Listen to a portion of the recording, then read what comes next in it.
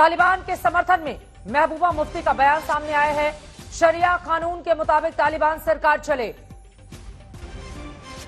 तालिबान अब हकीकत बन चुका है, ये कहा है महबूबा मुफ्ती ने। सुनिए। कहता है ठीक है, मैं ये समझती हूँ कि तालिबान एक हकीकत बन के सामने आ रहा है और उनको चाहिए कि जो उनकी जो पहली बारी में उनकी जो इमेज बनी है वो बहुत ही इंसानों के खिलाफ थी, ह्यूमैनिटेरियन राइट्स के खिलाफ थी। और अब की बार अगर वो आए हैं और हुकूमत करना चाहते हैं अफगानिस्तान में, तो उन्होंने वाकई जो इस्लामी जो शरिया जो कहता है असली, ये नहीं जो वो कहते हैं जो हमारे कुरान शरीफ में है, जिसमें औरतों के हुकूक हैं, औरतों के राइट्स हैं, बच्चों के राइट्स हैं, बूढ़ों के राइट्स हैं, और किस तरह गवर्न करना चाहिए, जो मदीने का हमारा मॉडल रहा है हमारे हुजूर सल्लल्लाहु अलैहि वसल्लम का। तो अगर वो वाकई उस पर अमल करना चाहते हैं तो मुझे लगता है वो दुनिया के लिए एक मिसाल बन सकते हैं। तो महबूबा मुफ्ती को लगता है कि तालिबान, आतंकिस्तान, आतंकवादियों का ये गुट 33 चेहरे ये मिसाल बन सकते हैं दुनिया भर के लिए।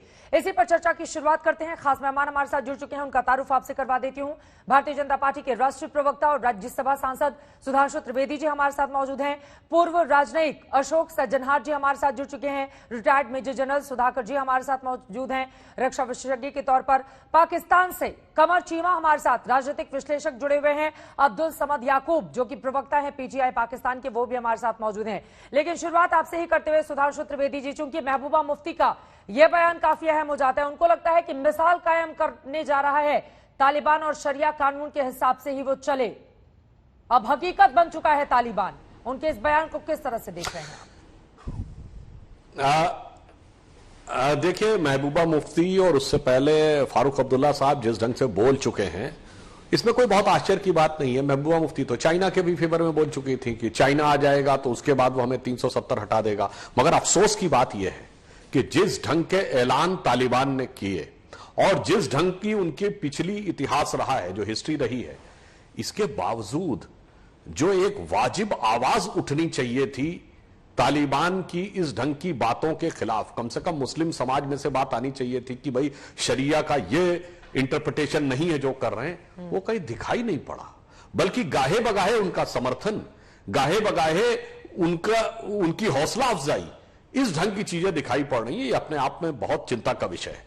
और महबूबा मुफ्ती का इस प्रकार का बयान देना, चूंकि वो पूर्व में भी वो अलगाववादियों के पक्ष में बोलती रही हैं, इसी कारण से एक स्टेज ऐसी आई कि हम लोगों ने भी प्रयास किया था, परंतु अंततः हमें वो छोड़ना पड़ा और प्रधानमंत्री जी को भी बोलना पड़ा कि हाँ, हम मानते हैं कि वो हमारा गठबंधन महामिलावट था। ईमानदारी से उन्होंने बोला। इसलिए आज की स्थिति चिंताजनक है। एक बात मैं जरूर कहना चाहूंगा चित्रा जी, कि अब जिस प्रकार की सरकार वहां पर काबिज हो गई है, उसके बाद जो वहां पर आतंकवादी तत्व होंगे, उनके लिए तो हिंदी की जो एक प्रसिद्ध कहावत है ना कि सैया भय कोतवाल अब डर काहे का, तो अब तो उनका सारा डर खत्म हो जाएगा, क्योंकि सब वही लोग आके सत्ता में बैठ गए हैं। तो उसके बाद क्या होगा, ये सोचने की बात है। हां, एक पॉइंट में और जरूर थोड़ा सा आपको लगेगा विषयांतर में जा रहे हैं।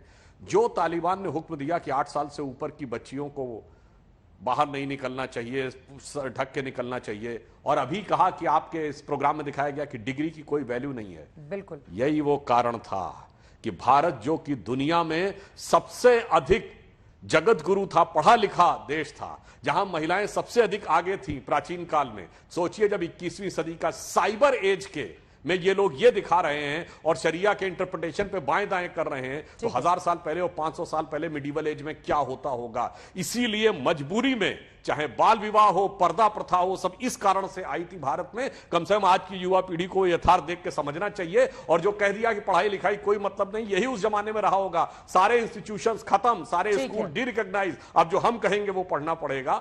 तो एक ये भी हमें समझ में आना चाहिए। और अगर ऐसे तालिबान का समर्थन कोई करता है तो यकीनन उसके ऊपर भी सवाल खड़े होंगे।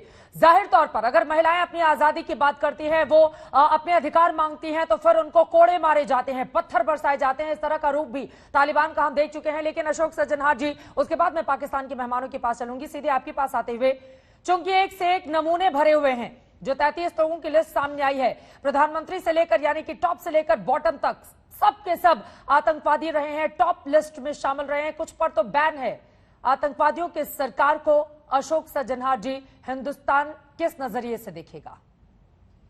देखिए, बड़ी चिंता का विषय है, क्योंकि जो पहले तालिबान कह रहा था, जो हम एक इंक्लूसिव सरकार लाएंगे, हम एक मॉडरेट सरकार लाएंगे, हम इसमें विमेन को भी शामिल करेंगे, जो एथनिक माइनॉरिटीज हैं उनको भी शामिल करेंगे, तो ऐसी सरकार जो पूरी दुनिया ये देख रही थी, जो अब तालिबान ये कहता रहा है, उसके जो बहुत ही हामी भरने वाले नुमाइंदे जो अभी उनकी सरकार बनी नहीं, परंतु उनका मैसेज लेकर दूर दूर देशों में जाने वाले पाकिस्तान के जो हैं, वो भी कह रहे थे जो इनको आप चांस दीजिएगा, ये तो नई तालिबान है, ये तो बिल्कुल तालिबान 1.0 नहीं है, 2.0 है, तो इसीलिए आप इसको चांस दीजिएगा। देखिए, 15 अगस्त से वो आए हुए हैं, वहां पर उन्होंने काबुल के ऊपर कब्जा कर लिया है, पूरे देश के ऊपर कब्जा कर लिया है।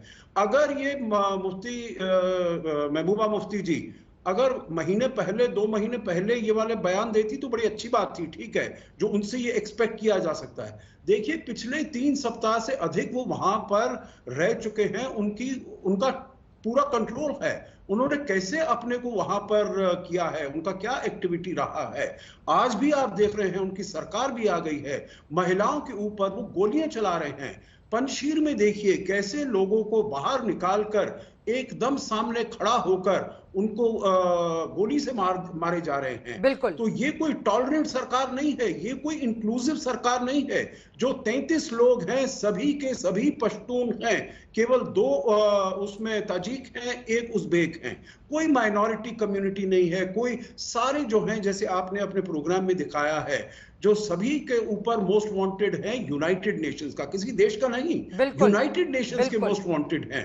तो इसीलिए इनसे कुछ उम्मीद रखना, और जिस प्रकार से, मैं आखिरी शब्द यही कहूंगा चित्रा जी, जिस प्रकार से वहां के जो DGISI पाकिस्तान के फैज हमीद वहां पर बैठे हुए हैं, जैसे गवर्नर जनरल बनकर वहां पर आ गए हैं, जो मैं तो यहां पर पीस और सिक्योरिटी इस्टेब्लिश करने आया। बिल्कुल। तो ये तो अपनी आजादी को उन्होंने धरोहर रख दिया और है। कहा जा रहा है कि ISI के चीफ की ओर से तो पूरा खुला समर्थन दिया गया, यहां तक कि बहुत सारे चेहरों को लेकर भी बड़े उत्साह के साथ पाकिस्तान आगे बढ़ता रहा। कमर चीमा और बाकी हमारे साथ मेहमान जुड़े हुए हैं, उनके पास में चलूंगी, अब्दुल समद याकूब के पास, लेकिन उसके पहले जरा एक बार फिर से मेजर जनरल सुधाकर जी मैं आपके पास आऊंगी और एक बार फिर से वो तस्वीरें दिखाइए जिसके जरिए हम समझे कि प्रधानमंत्री से लेकर गृह मंत्री किस तरह से मोस्ट वांटेड है।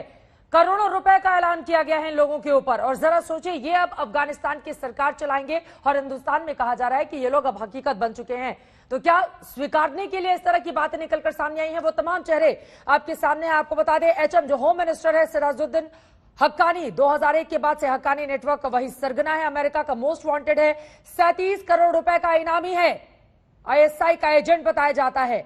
और सिराजुद्दीन और उसका पिता 2008 में काबुल के भारतीय दूतावास पर इन लोगों ने हमला कराया था, जिसमें 58 लोग मारे गए थे। इस तरह से एक एक करके वो तमाम चेहरे, प्रधानमंत्री अफगानिस्तान का उसका चेहरा भी आप देख पा रहे हैं, और इसके जरिए समझिए मुल्ला हसन अखुंद जो कि अंतर्राष्ट्रीय आतंकवादी है, यूनाइटेड नेशन समेत कई मुल्कों की ओर से इस पर बैन लगाया गया है, और ये अब अफगानिस्तान चलाएगा।